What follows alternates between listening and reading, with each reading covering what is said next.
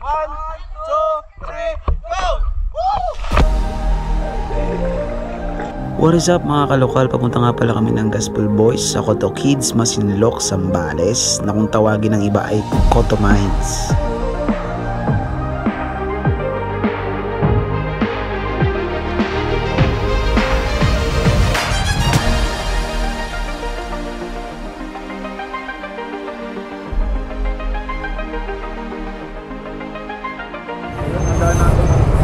Paalis na kami ng Gaspol.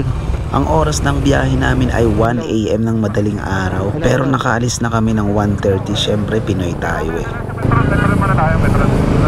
Ito na pala si Predcon Master, si Boy 2. Actually, ang normal na biyahe papuntang Zambales or Masinloc, Zambales ay nasa 5 hours, pero umabot kami ng 6 hours na biyahe. Syempre madami kaming pahinga at hindi namin kailangan sagarin yung sarili namin.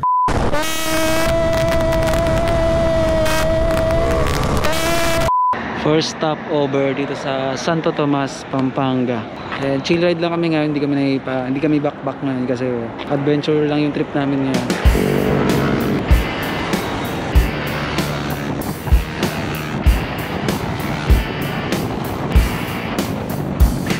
Bago nga pala kayo makapasok ng Coto Kids Pool or Coto Mines, kailangan yung kumuha ng permit sa Tourism Office ng Masinloc, Zambales. So yun guys, andito na kami sa may Masinloc. Kukuha lang kami ng permit sa may Tourism Office para makapasok kami dun sa Coto Mines. Kailangan kasi yun bago ka makapasok, kailangan kailangan ng permit. So ngayon, kukuha tayo ng permit ngayon sa Tourism Office. Ayun yung Tourism Office, ito. Ayan, andito na kami guys. Pwede ba isa na lang papasok kaya? Pwede daw, pwede. Bilangin na lang kung ilan tayo. 60. 60 times. Ay, magkano po? Overnight kaya? Opo, overnight. Pag overnight, 160. Nagmahal na pala. 160. 160. Sabi ni Kalokal, 60 kaya sumama kami. Nung ano po yun, nung before November. Okay. Kailan ka pumunta? Last year pa rin. Sabay-sabay tayo. Thank you, Boss Batasay. 1, 2, 3. Thank you, Boss Batasay. Kumusta yung shock, Ered?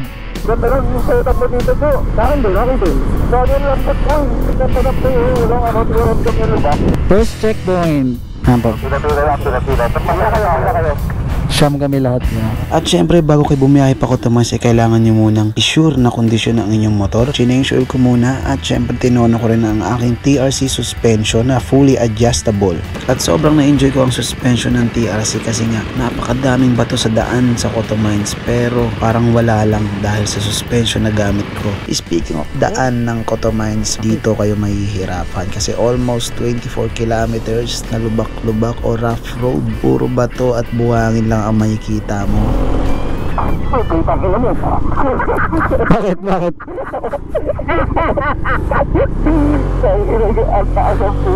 Kanyari. Wasak pa lang yung Francia, pumunta ko. Nasa pa lang kami, nasa 1/4 pa lang ng biyahe. Dito kami sa magandang spot guys, tabing ilog. Nasa 1/4 pa lang kami ng biyahe. Pero ito na agad yung bumungad sa amin. Ang napakagandang view na hindi mo maiwasang hindi mapahinto.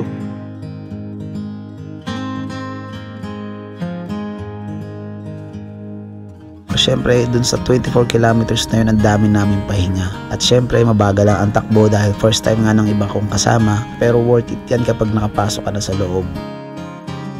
At nung malapit na nga kami, eto na, bumungad na agad sa amin ang napakagandang view. At syempre dahil weekdays kami pumunta, konti lang ang tao at yun talaga ang target namin na araw pumunta dito, weekdays. Dahil kapag weekend, matik puno to guys at mahirap humanap ng spot. At syempre tinawid namin yung mga motor naming scooter. Trail bike?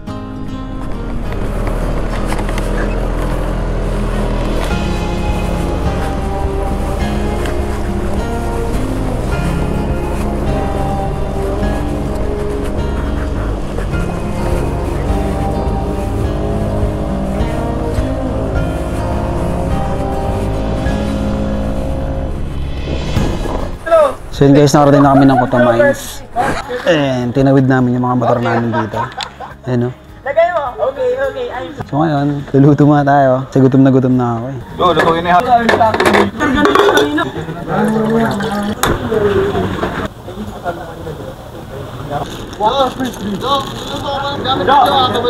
So after namin magtanghalian, naligo na agad kami sa spot na kung saan ay sikat na sikat, ang diving spot dito sa Koto Kids Pool. At syempre papakita ko sa inyo kung gaano kalinaw ang tubig dito.